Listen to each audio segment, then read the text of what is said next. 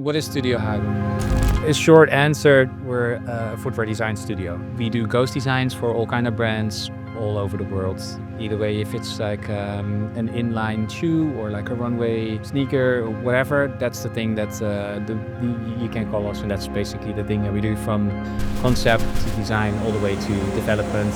We also, on the background, that thing that you don't see, mainly I'm known for is the sneaker experiments. What are the boundaries of a sneaker design? How far can you push a certain design? That's who Studio Hagel is. Yeah.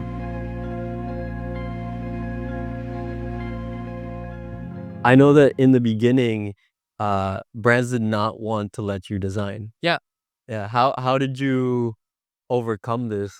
Yeah, I think in a way being stubborn, right? So it's like I have a sales background, so I don't have like a fashion, a design study or a design background, but I believe that I could do it. I have like, a creative background, so, and I have a big interest also still in footwear and shoes. So the reason why I started the studio is because I couldn't get a job into footwear design. Nobody wanted to hire me. And once I started my studio, I was like, okay, now I need to get my sales skill, also use it in a good way. Right. Got coffee everywhere. I grab a coffee with everyone.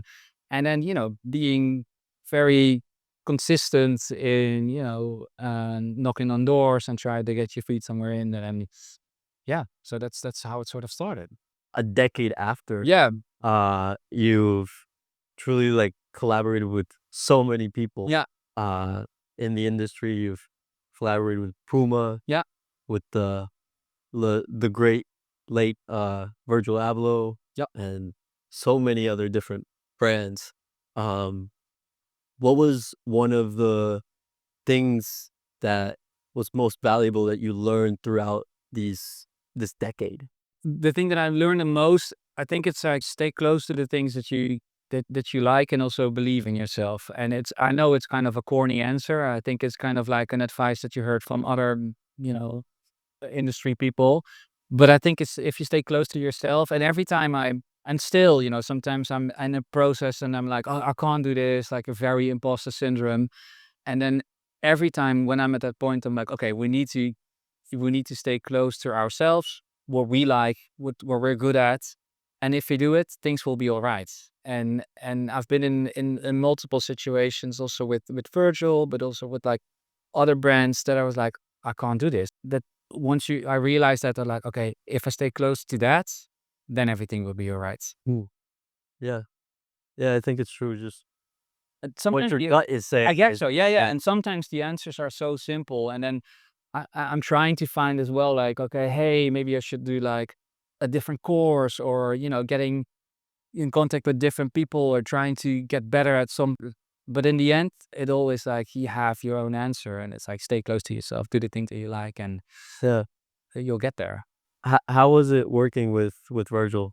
Amazing and hectic at the same time. He reached out and then he was like, "Hey, I'm gonna do like a show in Florence, and do you want to make a shoe?" And I was like, "Yeah, let's do a shoe." And then I hung up. I was like, "Shit, can I do that?"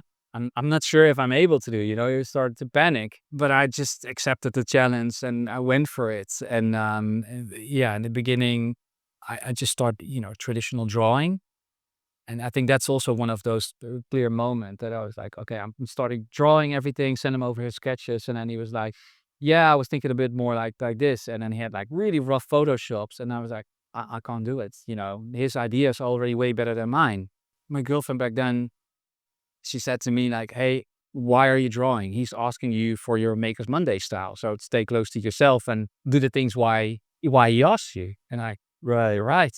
So I did it. And then, we ended up with an amazing shoe. And then after he was like, hey, you want to do the whole men's footwear collection? Wow. I was like, yeah, let's go for it. Like, and then again, I'm like, I can't do it. And that ride was hectic because I've never worked with a creative director before.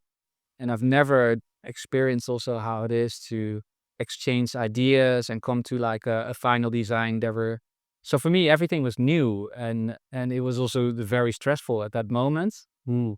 But looking back to it, I think it was also that year or 1.5 year, my learning curve went like straight through the roof. Crazy. Yeah. It's crazy to hear that perspective of like, oh, I can't do this because, from my perspective, you've designed and made some of the craziest shoes I've Yeah. ever seen. Like, you've made the craziest Monstro I've ever seen. It's Yeah. wild.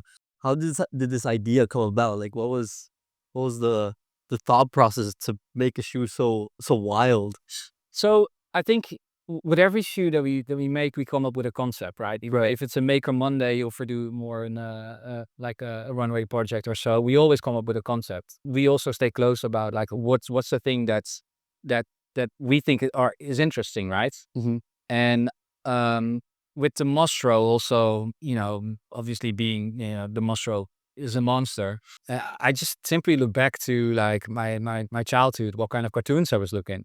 So I was looking at, at Ghostbusters, Power Rangers, Dungeons and Dragons, those kind of things. And there was always like a monster in there. That was like those were the craziest creatures ever, because, well, nobody's seen a monster. It could be whatever you want. That's like total creative freedom. And it's most of the time is like one thing they take and they just exaggerate, especially Power Rangers. Check out those monsters. We looked at the Mostro and we're like, okay, how can we make even a bigger monster out of it? And those spikes, that's the thing, that we can create even like a bigger monster out of it. So we were like, okay, we need to exaggerate that like big time. Right. And that's how we simply got like to that idea. How were you able to get to that level of creative freedom? Like, because coming from this reality of like not even brands letting you design at all, Yeah. and then full creative freedom to do something so extreme. I think that was the upside of no brand wanted to work with me. So at that point, I literally didn't have anything to do, right? So there was nothing to lose in that Right. way. So I could do whatever I want. And at one point, I was like, I'm literally going to do whatever I want. That was also, I think, 2017, 16, something like that, when Instagram got also a bit more popular, the heydays of Instagram. Right. And I just start sharing things, Mhm. like a rule, like, okay, it's never finished. I just like whatever, I like it. And then I realized like the more extreme I got, the more it was more eye catching also got, and the more, people also liked it. So I'm like, okay, if I have nothing to lose, if like that's like a way of having great fun and people are liking them, there are no losers in that kind of way. So Yeah. that kind of game. So I was like, yeah, go for it. And I think with the Makers Monday, it gives us a play field about, it's not a creative director that you work for, right? So there are no rules. And that kind of way, it's like total freedom. Wow. And that's also the moment that we realize, okay, if we're gonna do a thing like that, we can do whatever we want. Yeah. Yeah. Is that the favorite monster that you've designed? Because you've designed several different. On the Mostros, right? That's Right. yeah, yeah, yeah.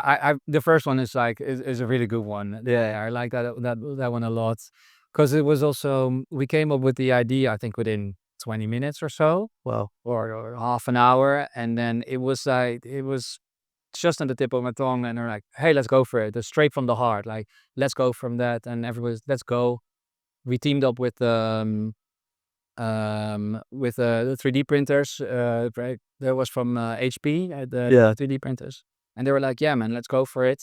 So we're working with these, on a crazy idea with this insane professional 3D Yeah. printing company.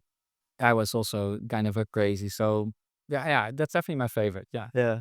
Did you ever try to wear them? And No, it's not my size. No, no, no. no. If we had more time, because we had like a kind of like a moment, it's okay, this is the deadline that we do. I think we could even make it wearable. Wow. Because if you approach it more like a Right. football cleat also has like some points that you walk on it. Mhm. Then we could have made it even wearable, and you could stand on it. But now it's not wearable. That's wild. Yeah, yeah, that would have been crazy. Maybe we should still do it. Yeah. Maybe a bit lower spikes. I don't know. Yeah. I mean, it's a art piece in itself. Yeah, So yeah, yeah, yeah, yeah, yeah. What's your favorites? yeah, probably those. I mean, I think the ballerinas that you made were also pretty cool. Yeah, But those are just so so wild to me that, because there's no, like, for me, when I see something that I don't even understand what the reference is, Yeah. it's very, like, captivating Yeah, yeah, yeah, yeah. because, you know, everything in a way has a reference of, you know, what inspired it in Yeah. a way, in a sense, but you see a shoe like this and it's no almost, I couldn't at least, grasp what the reference. Yeah. Now I understand that, yeah, it comes from cartoons and Yeah. it makes sense, but, uh, it feels so fresh. Yeah. Yeah, yeah. Thanks. Yeah. Yeah. Yeah, the ballerina one was also a funny one because we started originally with the idea about you want to make a water shoe, right? And it's a classic water sandal. Right. And then, we were messing around with that particular shoe and then we cut it all open. And at one point I was wearing it and looking at it like, what if we would just make a ballerina? Right. Totally different idea. So we also give ourselves the creative freedom to do within the process also to pivot it to a different way. And yeah, that's also, I like that one as well. Yeah. That's beautiful. Yeah. Do you this is, something the community asked, do you have a favorite thing that you've ever designed? I think, you know, obviously my favorite thing is still a sneaker. And it's kind of, again, it's an obvious one, but thinking about that, we're doing it already for 10 years. Yeah. And we're still not done. It's kind of obvious that that sneaker is like the thing that I like the most. And Mhm. it's an interesting one because in a way sneakers are still evolving, so it's, Yeah. it's getting in that kind of a way interesting. But also we get inspiration also from outside of sneakers, right? So you have like, let's say on 3D printing, you have like all kind of new techniques Right. on all different kind of materials. You also have like also a new evolution or new techniques, and that's always the thing that we look at. And yeah, until today, there are like still new things that we can come up with. So would you say it's like Studio Hagel in itself is the favorite thing that you've designed Guess in so. the sense of Yeah, yeah, yeah, yeah. all of the Guess so. footwear under it? Yeah. Yeah, maybe that's the answer. Yeah, because when I started, I never would imagine that we would like you working with these brands and get on a level and working with a team and everything. Yeah. So I think, and also the team and also what the studio is, and also becoming more a brand. In a way, that's also designing. It's kind of like almost like a living organism, right? So it's getting into a direction. If you look back, like to the first year, it was like me with a MacBook, and that was it. And now we have like a space, and we have like a whole sneaker wall, and we have a team and everything. So yeah, it's only getting more and more interesting. Yeah. Yeah. That's beautiful. Well, one of the things that, the community also asked is, um, specifically, how were you able to build such a supportive community? Because, I mean, obviously, you won out of, these 4 different brands. Yeah. We've put it out there for the community to select, and it seemed like your community just flooded, uh, the comment section. It was like just haggle Amazing. is Yeah. the interview that we need. First of all, I'm very happy with that, right? Yeah. And it's also not like a planned thing that I did. So building a community like that, Yeah. and I have a feeling that we can do even more for the community than we're doing until now. Us as a studio and me as a person building the whole studio, we had like I'm a kind of a sincere person, so and I'm a quite also stable personality, right? So if I see you right now over here, I always try to be as friendly as possible. And also, I'm the same guy to you and to the person into the supermarket that I bump into there, right? So, Right. and that's always like a sincere kind of way of being me and also having a conversation with everyone. And I think that's also the same thing with the community. It's not like, at Paris Fashion Week, like last time also we did with Puma, the event. Even people like, hey, can I come over? For sure, come over, and then have like a small talk. It's as easy as that, right?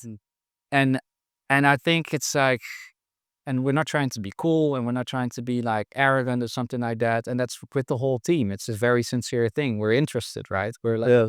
we're in conversation also with our community. Either way, if it's like through Instagram, like in real life, or we even have like a WhatsApp group where we discuss all these different kind of things. Right. And It's the energy, how you approach it. I guess so. Yeah, yeah, yeah. I guess so. And it's a really organic kind of thing. And also, and yeah, to be sincere, that's also an important part.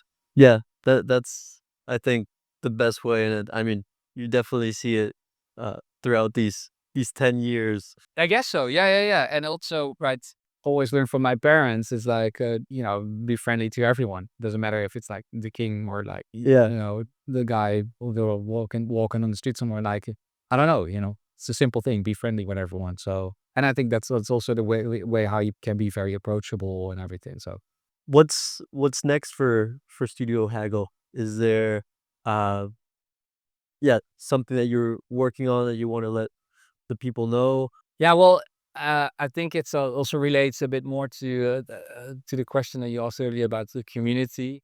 I think if you look back to the past 10 years, we were very on the background, right? So it's more like, okay, the only thing you saw was my hand because I was holding the shoe, right? And I think we want to be a bit more tangible, a bit more. The community also can get in touch a bit more with what we do, who we are, and what we're bringing out. So basically, for the 10th anniversary, that's like the moment that I said, okay, we need to do something that the whole community or everybody is interested. I don't care who it is, as long i- if you're interested, say, hey, it's cool, come over, and we want to do like an exhibition with all the Makers Mondays that we've ever done, including also the Mostros and everything. And that's actually the first time that we show these Makers Mondays in a physical real life exhibition. And Bringing out the whole archive. the whole archive. We did like more than 120 of these Makers Mondays, and even the failures, like the horrible things we did in the beginning, or you want to bring everything, and also showing like that's the thing that like we did all this stuff to get to this point. Um, but that's, I think for me, the way how the thought behind is like that's also the point that they can step into like a Hegel world, Mhm. whereas we're going to do workshops. You can meet the team. We're going to throw a party. You can visit the exhibition. And from there, I want to also release more products, do more workshops, and more like community based kind of events. I'm not saying every week, but getting more in touch, getting a bit more tangible. And that's the thing that I want to get into more. Yeah. That's beautiful. That's beautiful, man. Um, well, thank you so much for doing this.